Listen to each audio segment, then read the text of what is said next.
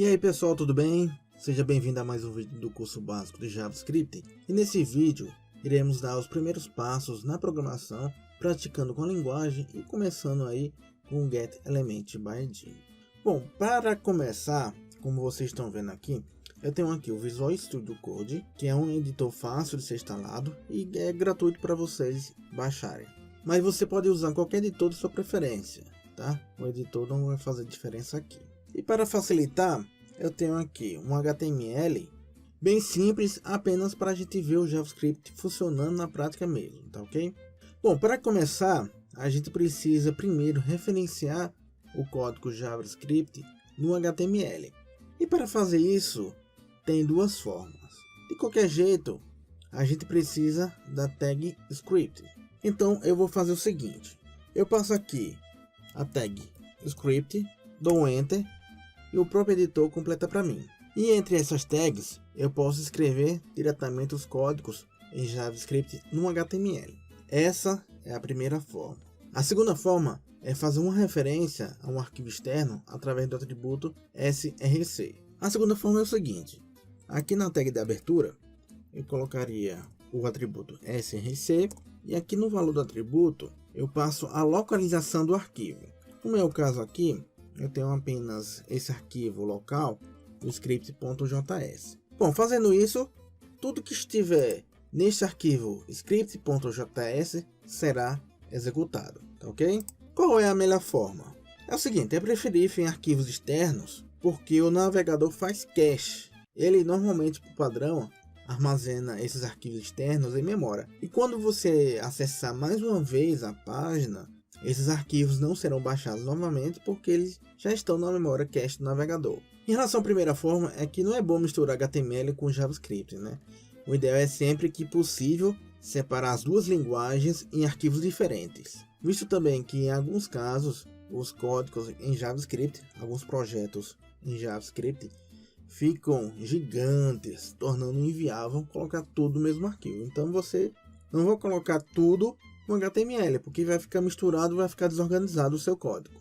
Em relação às tags script, elas podem ficar em praticamente qualquer lugar no meu HTML. Só que uma das formas consagradas é colocar um script um pouco antes do fim do cabeçalho, como já fizemos aqui. Ou eu posso fazer o seguinte: ao invés de colocar esse script aqui na tag head, né, aqui no cabeçalho do meu HTML, eu posso fazer o seguinte: eu posso passar esse script aqui na body um pouco antes do seu fechamento.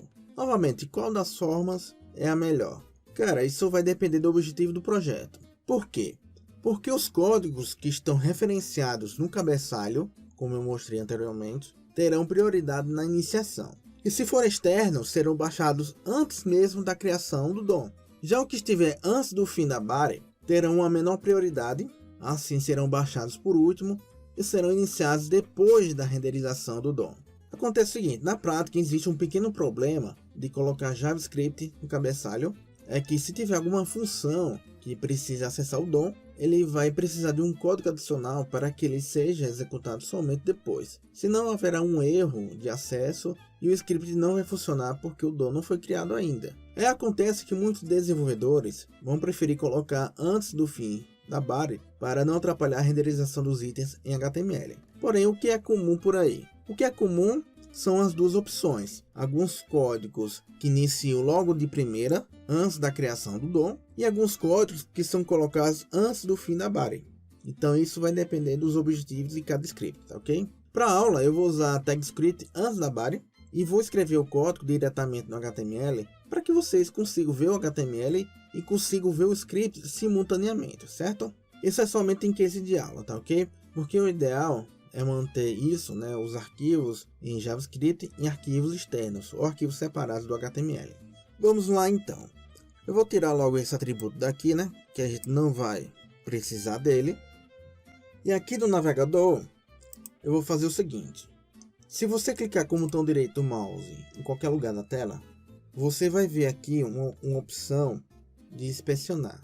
Se você clicar aqui, ele vai abrir uma ferramenta conhecida como DevTools, que é uma ferramenta direcionada para desenvolvedores e é rica em recursos dos mais variados. Um dos recursos está aqui nessa aba, chamada de console. Console é tipo um terminal do JavaScript. Ele aceita diretamente os códigos da linguagem aqui, porém também exibe erros ou informações que você peça para mostrar aqui.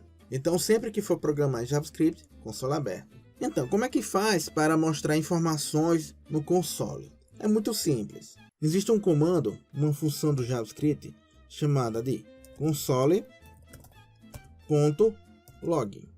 Como o console.log é uma função, eu preciso dos parênteses. Eu vou fazer o seguinte, eu vou mandar uma mensagem lá, pode ser um texto qualquer. E para mandar uma mensagem, eu preciso ou das aspas simples ou das aspas duplas. Eu vou usar aspas duplas. E aqui eu passo a mensagem. Vou passar o seguinte: oi, bora estudar JavaScript. Aí eu venho aqui no navegador e atualizo. Aqui está a mensagem. Bom, como na aula de hoje íamos ver o getElementById, ou seja, esse comando get significa pegue, busque um elemento pelo seu ID, pelo atributo ID. Como vocês estão vendo aqui no meu HTML, eu tenho aqui duas divs com IDs diferentes. E aqui eu vou fazer o seguinte, aqui no console eu vou tirar essa mensagem que eu passei e eu vou passar aqui a função de acessar os elementos pelo ID. E como é que faz? Aqui eu passo o document.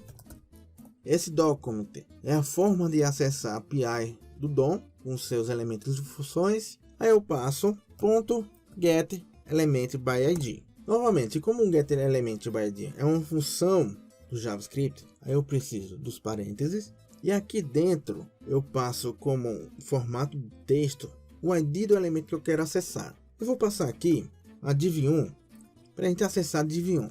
Vou aqui no navegador, dou um F5 para atualizar e veja que eu estou acessando a div1 que está no meu documento HTML. Veja que essa função me retorna um elemento em si aqui no console.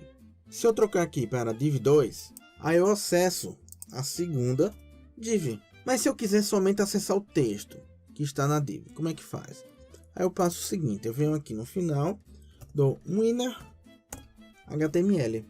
Veja só, venho aqui no navegador e estou acessando somente o texto que está dentro da div. E aí, se eu quiser mudar o texto, será que eu posso? Vou fazer o seguinte, aqui depois do inner HTML, o inner HTML não é uma função do JavaScript, eu faço o seguinte, eu passo um sinal de igual, esse sinal de igual é um sinal de atribuição, e aqui depois dele, eu vou passar aquele mesmo texto que eu passei anteriormente dentro do console. Eu passo aqui as aspas duplas e digito o texto, oi, bora estudar JavaScript. Vamos ver o que acontece? Aí, meu amigo, eu acabo de alterar o DOM usando o JavaScript. Se você vir aqui nessa segunda div, clicar com o botão direito do mouse e vir aqui inspecionar, veja que essa mudança foi automaticamente refletida através do DOM.